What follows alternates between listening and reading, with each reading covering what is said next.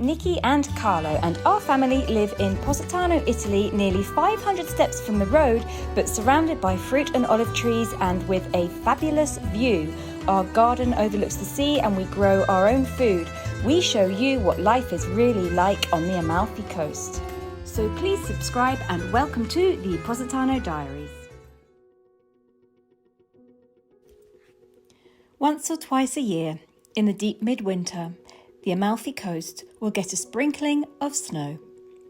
It usually covers just the highest peaks of the mountains, rarely settling down near the sea. Ground frost is not something we have to worry about in our vegetable gardens here, and usually it's gone within a day or so.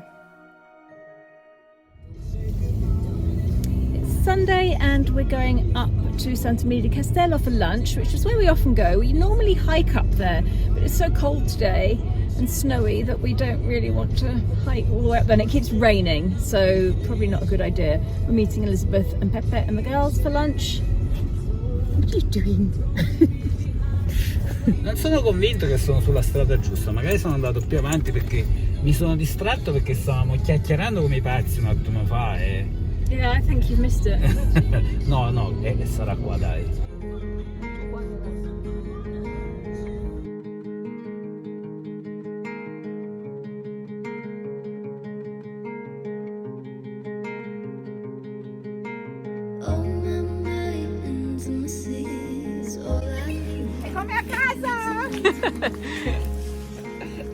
Vai, butta! Non a me. It doesn't really snow very often here, so when it does you'll find that people all come out to play because it's not something they're used to.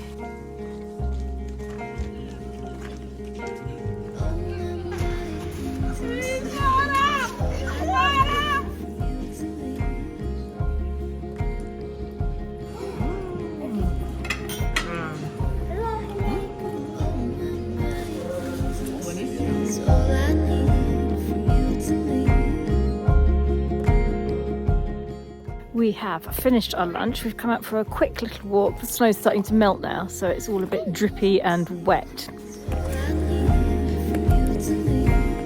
See where it becomes 0 degrees. Just up there. Why can't you see me on my knees for you, baby? I'm falling down, and I need you to catch me. Oh, my intimacy is all I need from you to leave.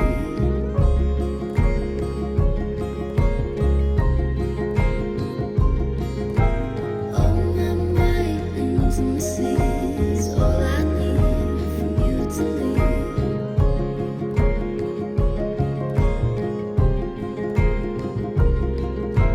Intimacy is all I need.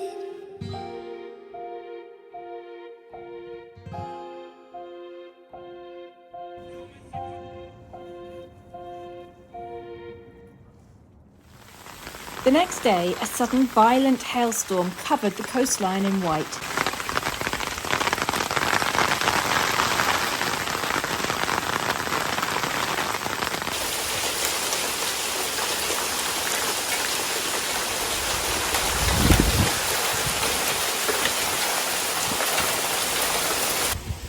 It looked like it had snowed, and it was thick enough to last overnight.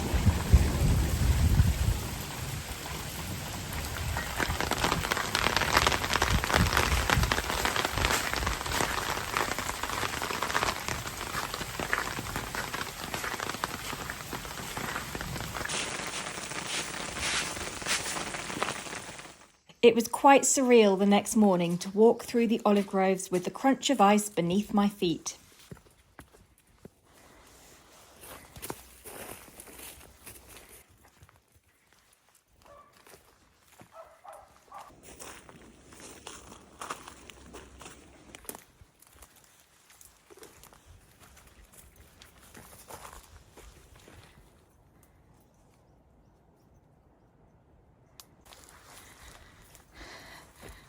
There's been a little, well, I wouldn't really call it a landslide, a little collapse of one of the old stone walls here. That would be from the weight of water from all the rain that we've had in the last week or so. Right across the pathway. There's the big ones.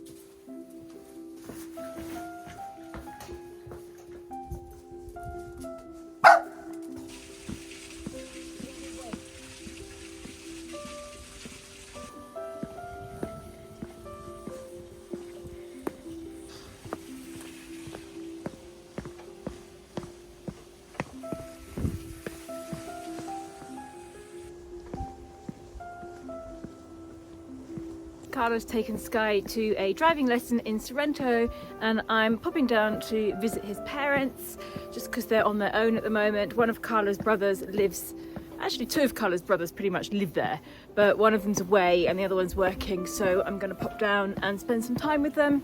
And then tomorrow I have to take Sky to a driving lesson and Carlo will go down to visit his parents. We're all taking it in turns. Luca did it yesterday.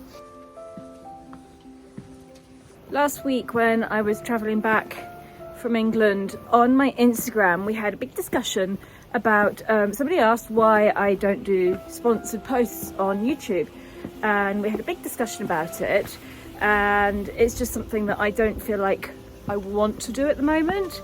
I can't see myself breaking up my videos and saying, and today's video is sponsored by. It's just something I don't feel comfortable doing. And I asked people to give me their opinions, and it was quite interesting how divided people were about it. There was a lot of people, I'd say maybe 60-70% of people who were like, go for it, you should do it, we totally understand, you work hard to make the videos. And then there was a 30-40% of people who said, as soon as I see an advert I switch off, I won't watch videos with sponsored posts, I don't want to sit through that, it's annoying, it's frustrating. And I totally get that. I totally get both points of views. And yeah, even when I see a sponsored post, I will often just skip it because they're pretty much all the same, aren't they? So I totally get it, but I was surprised at how, let me find the right word, I don't want to say violent, how forceful they were about the fact that they hate sponsorized posts and they don't want to watch them and they don't want to see them and I shouldn't be doing them. And it was very interesting. Hang on, there's a poo, let me just clean that up. I'll be straight back. I don't know if anybody else has a dog that will walk in the countryside, in the mountains for hours and hours, and then as soon as they get to civilization they will do a poo in front of somebody's house. Thanks, Molly. Anyway, before we were so rudely interrupted, what I was saying was that I don't do the sponsored posts, and I have not really any intention of doing it unless something absolutely perfect came up.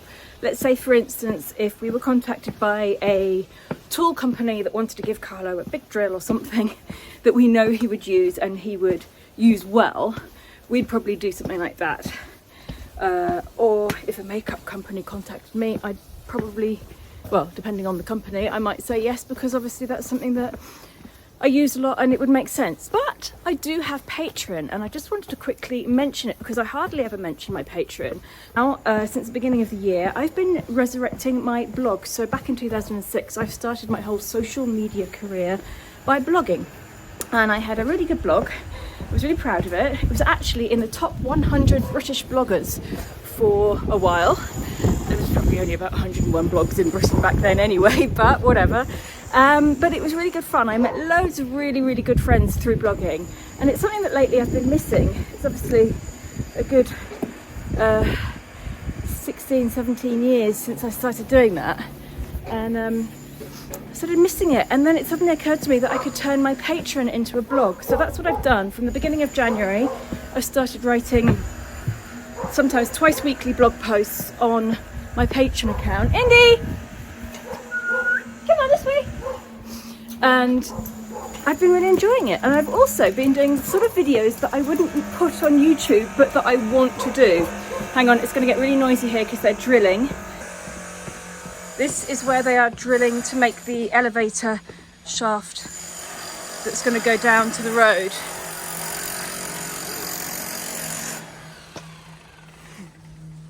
Buongiorno! Okay, no, so I've got a couple of videos on there at the moment. I did one when I was in England called What's in My Wash Bag. Basically going through what I bring every time I go travelling, what is in my wash bag. I love type of videos like that, so I thought some people might enjoy it. And then I also did one called What I Bought in England. So I just went through all the stuff that I bought when I was in England, and makeup bits and pieces, clothes, skincare stuff, and it was fun. Holly! So just wanted to let you know that's there. If you're interested, if you want to join, think of it as a private club. Holly è terribile adesso. Lei, questa è peggio, perché inizia quello, però come si continua. Che devono fare? Che c'è? È bella,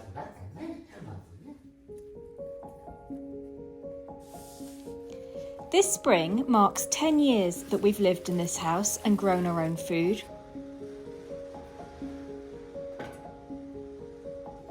The time has passed quickly, and I still love the fact that I can step into the garden and make a meal from what I find there.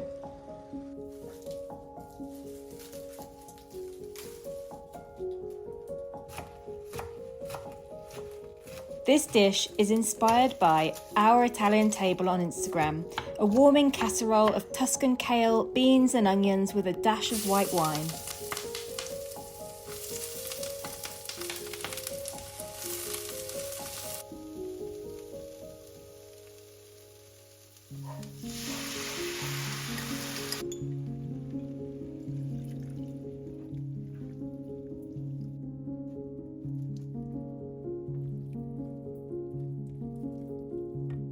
They've just got back home and I've obviously just cooked something, and Carlo's actually bought food, so let's have a look and see what he's got.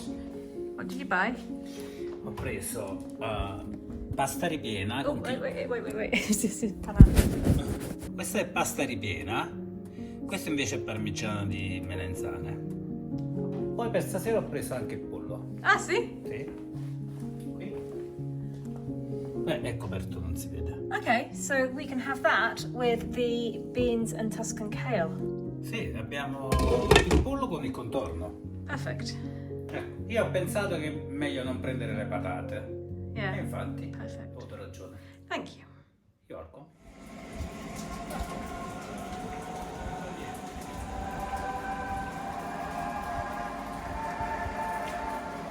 We've just taken a lovely long walk around Positano, down to the beach, across the Fornillo beach and up the stairs. We've now arrived at the Grotto di Fornillo, which is the bus stop at Fornillo. And I know a lot of people are curious as to what all the little funny houses are that are built in the cave at the Grotto di Fornillo. And we can show you now because it's the right time of year. A Natale questo posto naturale diventa un presepe. E quindi ecco perché rimangono le casette qua. Questa cosa viene fatta dalle persone che vivono qui. Ecco qui, guardate com'è carino.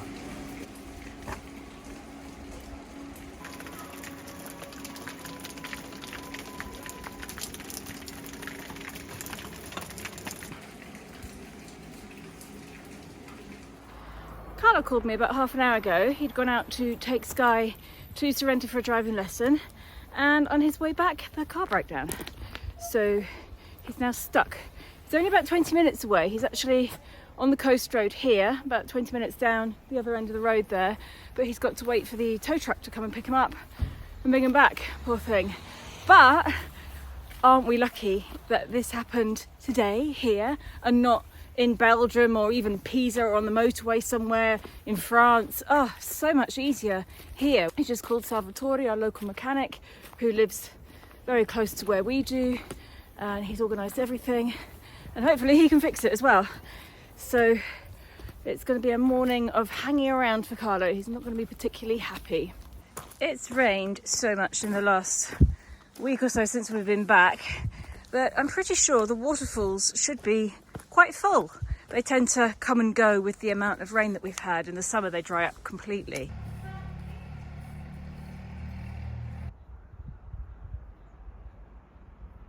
Now, I often get comments on how dangerous this path looks. It's been here for hundreds and hundreds of years, and it's been used for hundreds of years. It's just this lovely little ledge that you walk along. And yes, there can be a steep drop, but it is fairly wide. And there's plenty of space to stay away from the edge.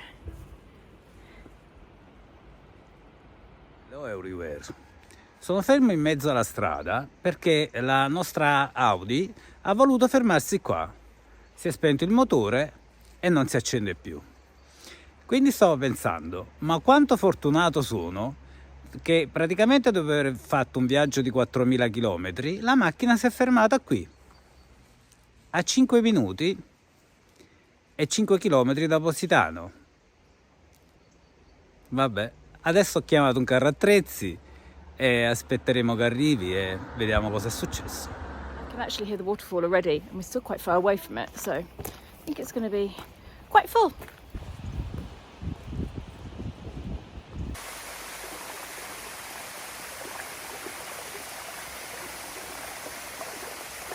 Although lovely, this isn't the waterfall that we can hear. There's a big one round the corner.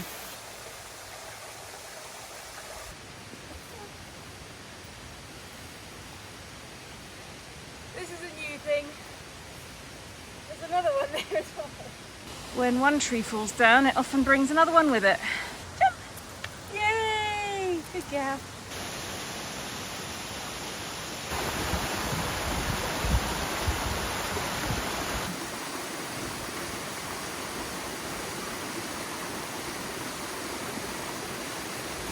I know what you're thinking. No, there's absolutely no chance in hell I'm getting in there for a swim. No way, not happening. We're going for a walk, that is all. Okay, Carlo's just called. He's on his way back to the mechanics apparently. Woo. So I'm going to put my phone away before I fall and go and meet him. I see somebody coming with a dog.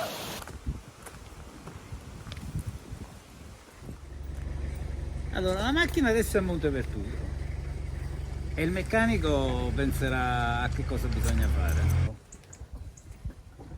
O i chilometri non sono quello che ci hanno detto. Però ci sta qualcuno che hanno l'opzione, per esempio, l'audio mia. Salvatore, il nostro meccanico, ci sta dicendo che non sarà una cosa semplice, probabilmente è un guasto abbastanza importante. The sun is actually out for the first time in ages, and I've managed to hang some washing on the line, which is great. We do have a tumble dryer for when it's raining, which has been really handy in the last couple of weeks, but it's nice to have everything out drying freshly. So fresh bed sheets tonight. While we're waiting for the news about the car, Carla hasn't come back yet, I have found a little piece of video which we filmed back at the end of the summer. And for some reason I never posted it, so I'm going to stick that in here. And it's a little visit to a local artisan who has a new shop in Positano. You know that I love showing you little small family businesses, handmade things, things made in Positano, antique traditions. Well, there's a new one. This shop has just opened. It is in the Fornillo side of town, near the Villa Franca Hotel, and it has some beautiful handmade wooden lamps and little pictures, and there's some really lovely stuff here, and they're made by the father and son. We're going to go and visit them in their factory tomorrow. Siamo nella falegnameria di Antonio e Antonio ci conosciamo da tanto tempo, perché lui è falegname, io sono sempre stato un aspirante, nel senso che mi piace fare le cose, voi l'avete visto già nei video. E siamo qua e adesso vi faremo vedere le cose che fanno loro. Questi oggetti sono davvero bellissimi, Salvatore. Grazie. È normale, li ho fatti io. Grande. Come mai fai questo? Perché da dove è nata questa passione? Allora, io ho studiato alla scuola d'arte e ho fatto restauro e di opere in legno e in tarzio. Ho fatto architettura alla seconda università di studi di Napoli. Wow, quindi sei un architetto. Sì, sono un architetto e sono un allievo di un professore della mia università che si chiama Gambardella. Questi pezzi di legno si chiamano piallacci, si fanno dei mosaici di legno, però ancora prima si deve fare una progettazione, poi metti il disegno sopra, metti un pacchetto con tutti questi legni diversi e lo tagli e poi devi ricomporre in una specie di mosaico che poi ti faccio vedere. Questi qua sono tutti ispirati a prospetti di casa di Positano. E una volta che tu tagli tutti questi pezzi, poi prendi e li ricomponi. Tipo il verde lo metti nel giallo, il giallo lo metti nel verde, il blu lo metti nel rosso e quindi fai girare tutti questi colori. Invece questi lavori qua, io mi ispiro all'arte moresca. Io potevo fare benissimo questa faccia uguale a tutte quante. Però invece no, io voglio tutto diverso. Perché poi uno che accende vede come un cinema con tante proiezioni luminose. Sì, quindi alla fine se ogni faccia è differente. Quello che voglio capire, come si fa questo? Questo ti devo fare vedere un piccolo esempio. Io lo prendo nel trapano a colonna, ci faccio un buco, prendo questa macchina qua, e sono due velocità, io metto quella più lenta, e devo fare tanti buchi, quante forme ci stanno. Poi piano piano, uno a uno per volta, esce il disegno. Wow, incredibile!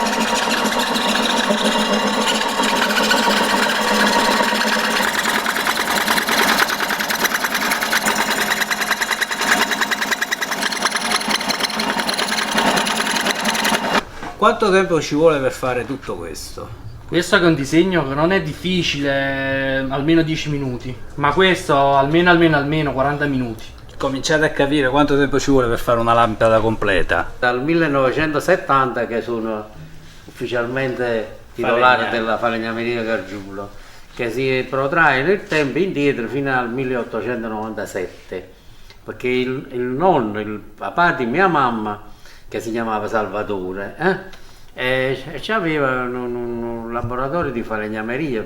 Per l'epoca veramente ci voleva intelletto, forze e tante altre qualità. Antonio, cosa sono questi? Queste qua sono delle cornici che ho ricavato da idee ecclesiastiche. Questa qua sta in una chiesa di Positano che però è in proporzione. Questi li faccio di tante dimensioni. Oh, wow. È bello, no? Bellissimo, più che bello. Allora, quando è dipinto io faccio direttamente su quel legno là, invece se a destra fatto un po' che in altra maniera viene con un'altra. È tipo un finto barocco tutti questi colori. La chiesa nel suo insieme c'ha tanti modelli e motivi artistici perché è proprio una miniera. Non a caso nel tempo tutti i grandi artisti lavoravano per le chiese, no? Sono una miniera di ispirazione. Una miniera di idee, una miniera di idee. Come non è che sono? Now for me, this is slightly more interesting than the wood. Quindi oltre 2 mesi, no? Io mi immaginavo a me. Mi ha chiamato il meccanico Salvatore e mi ha spiegato che il problema è abbastanza serio. Praticamente si è rotta la cinghia della distribuzione dell'auto. That's going to be fun to translate. Sì, c'è stato un danno, però ovviamente non può sapere fino a quando non apre almeno la testata del motore. So we were without a car for a while, which has put a spanner in the works of our future plans, but that's fine. Some of you will probably be happy that we can't go anywhere. We have to stay in Positano now. So yeah, we'll figure out next week what's happening and let you know. Hope you all have a lovely week. Hope your cars don't break down. È un ottimo auguro da dare questo. And thank you very much for watching. We'll see you next week. Ciao ciao.